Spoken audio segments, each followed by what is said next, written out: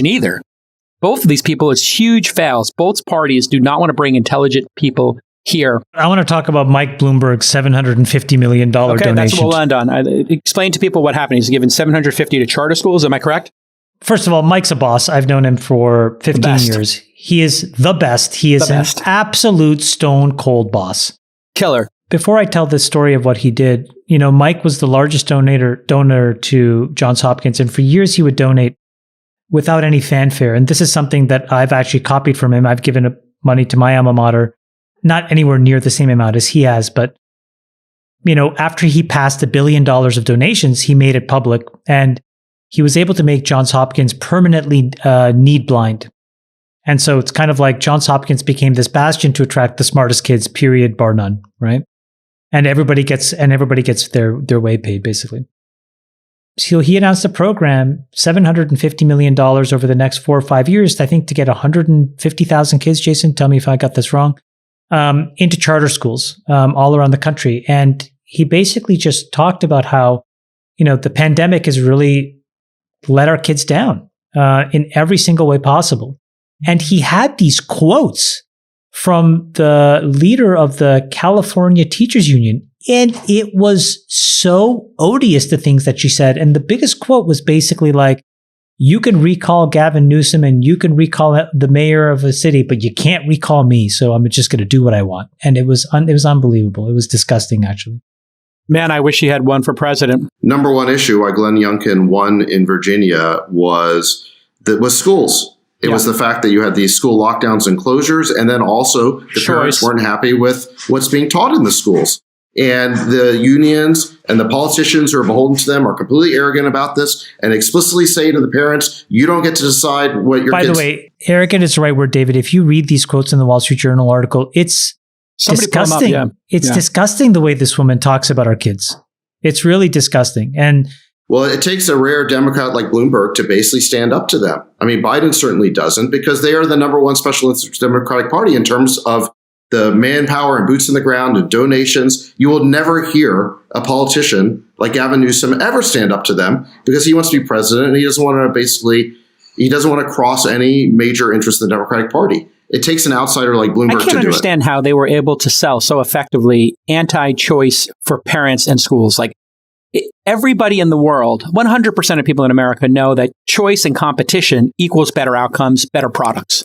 That's not up for debate. And somehow they were able to flip people's thinking that no competition in schools was more equitable and that created more equity in the world. How did they do that? Or how did they pull this off? They just paid everybody off?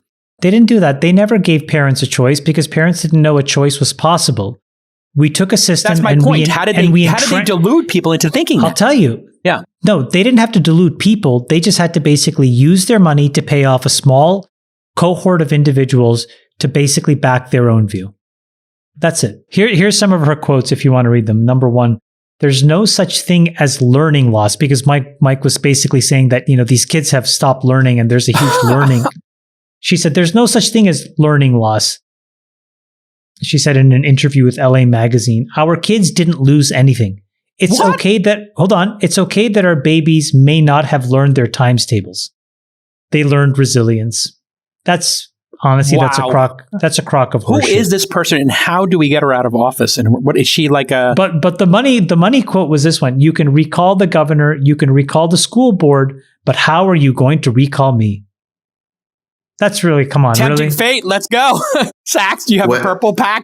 This is Cecily Mayart Cruz, the head of the Los Angeles Teachers Union. Somebody start recallcecily.org. We'll recall all of them. I think this recalling trend is brilliant. Like, if people are absolutely not doing their job, yes, recall them. She should be allowed, obviously, to be a great representative for LA school teachers and fight on their behalf. That's what unions and union leaders are supposed to do. But something tells me between that goal and how she expressed herself here, something has happened and that's corrupted her go-to-market, if you will, that I think is really scary. It's a tell. She has an arrogance there in those quotes that's just obvious. Look, the thing about these progressive policies, is they hurt the communities that they pretend to be speaking for the most. And so who is hurt by learning loss the most? It's disadvantaged kids who can't afford the tutors and the tutors. The exact same thing is true of defund the police and this decarceration and deprosecution. The communities that get hit the hardest are the ones that are exposed to the most crime. They're basically the most impoverished areas. The rich people can hire private security, have high walls, live in gated communities. And so we're seeing over and over again, this is why Eric Adams, who basically is a pro-police guy in New York City, got huge percentages of the votes of minority communities in places like the Bronx. And Glenn Youngkin did extremely well in Virginia with minority communities. So, these, and they tend to be primarily white progressives, like Jason Boudin, like Georgia Gascon, like Gavin Newsom. They're whack jobs, man. They're the craziest ones. They're the craziest ones. They are deranged. They are so deranged. These are luxury beliefs that they Absolutely. learn in the virtue signaling is so just luxury